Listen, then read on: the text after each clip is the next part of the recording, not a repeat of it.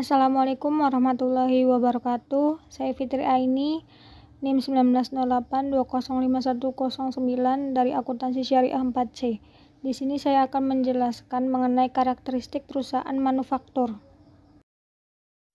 Berikut adalah macam-macam perusahaan berdasarkan bidang usahanya. Yang pertama itu ada perusahaan dagang, perusahaan jasa, dan perusahaan manufaktur. Yang pertama ada perusahaan dagang. Perusahaan dagang sendiri memiliki arti yaitu perusahaan yang aktivitas utamanya membeli barang dari perusahaan lain dan menjualnya ke pihak yang membutuhkan dengan tujuan untuk mendapatkan laba. Ciri-ciri dari perusahaan dagang adalah yang pertama, pendapatan utamanya berasal dari penjualan barang dagangan. Kemudian biaya utamanya berasal dari harga pokok barang yang terjual.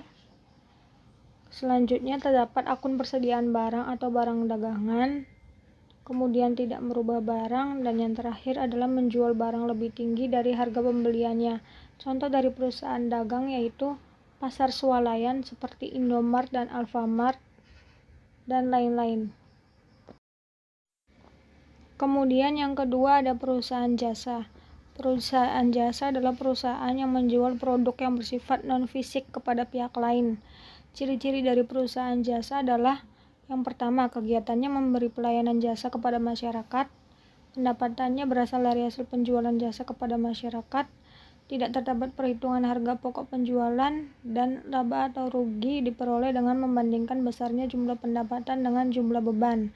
Contoh dari perusahaan jasa adalah perusahaan transportasi, perusahaan konsultan, bioskop, dan biro wisata. Yang ketiga ada perusahaan manufaktur. Perusahaan manufaktur adalah perusahaan yang membeli bahan mentah, mengolahnya hingga menjadi produk jadi yang siap pakai, kemudian menjualnya kepada konsumen. Ciri-ciri dari perusahaan ini adalah kegiatannya yaitu memproses barang mentah menjadi produk jadi. Pendapatannya berasal dari penjualan produk. Terdapat harga pokok penjualan untuk menentukan laba atau rugi. Kemudian biaya produksi terdiri dari biaya bahan baku, biaya tenaga kerja, dan biaya overhead pabrik. Contoh dari perusahaan manufaktur yaitu seperti produsen mie instan, produsen pakaian, dan produsen sepatu. Fungsi dari perusahaan manufaktur itu sendiri yaitu menjembatani antara produsen bahan baku dengan konsumen. Adapun proses dari perusahaan bahan baku hingga sampai ke konsumen adalah sebagai berikut. Yang pertama, perusahaan bahan baku menjual bahan mentah, kemudian perusahaan manufaktur membelinya, mengolah, dan menjual menjadi produk jadi. Kemudian konsumen baru membeli produk tersebut. Kemudian ada beberapa jenis persediaan perusahaan manufaktur. Yang pertama yaitu persediaan bahan baku, yaitu bahan dasar komponen utama dari suatu produk, contohnya kain dan kayu. Kemudian persediaan barang dalam proses, yaitu bahan baku yang telah diproses untuk diubah menjadi bahan jadi, tapi hanya sampai pada tanggal neraca belum selesai proses. Contohnya itu pakaian yang belum ada lengan atau meja tulis yang belum dihaluskan. Kemudian ada persediaan barang jadi, yaitu bahan baku yang telah diproses menjadi produk jadi yang siap pakai. Contohnya pakaian jadi, meja tulis, dan sepatu. Biaya dalam perusahaan manufaktur dikelompokkan dalam beberapa jenis menurut spesifikasi kegunaannya. Yang pertama itu ada biaya bahan baku, yaitu biaya yang dikeluarkan untuk membeli bahan baku yang telah digunakan untuk menghasilkan produk jadi, misalnya harga beli kain per potong atau harga kayu per unit.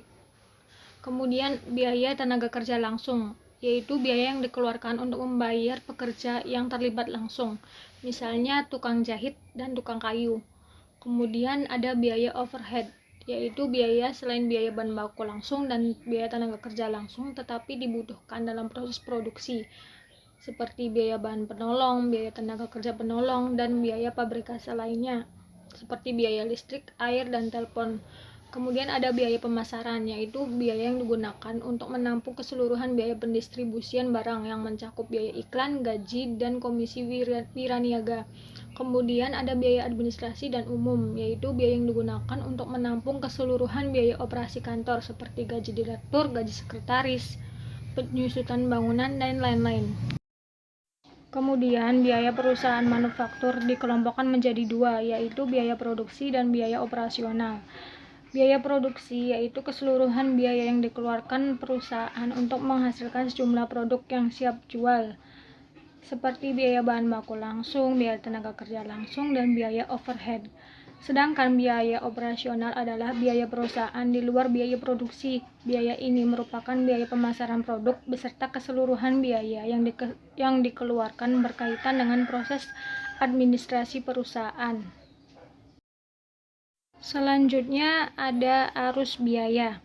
Jadi, gabungan dari biaya bahan baku, biaya tenaga kerja, dan biaya overhead membentuk biaya produksi.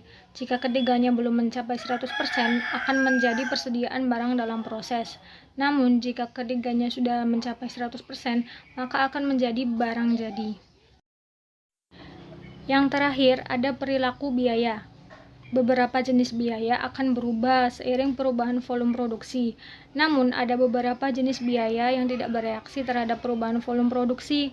Nah, berdasarkan perilakunya, biaya itu dibedakan menjadi dua, yaitu biaya variabel dan biaya tetap. Biaya variabel adalah biaya yang berfluktuasi sejalan dengan perubahan aktivitas perusahaan. Contohnya biaya bahan baku, biaya tenaga kerja langsung, sebagian biaya overhead, dan sebagian biaya pemasaran. Kemudian biaya tetap adalah biaya yang relatif tidak berubah walaupun terjadi perubahan aktivitas perusahaan. Contohnya sebagian biaya overhead, sebagian biaya pemasaran, dan biaya administrasi umum.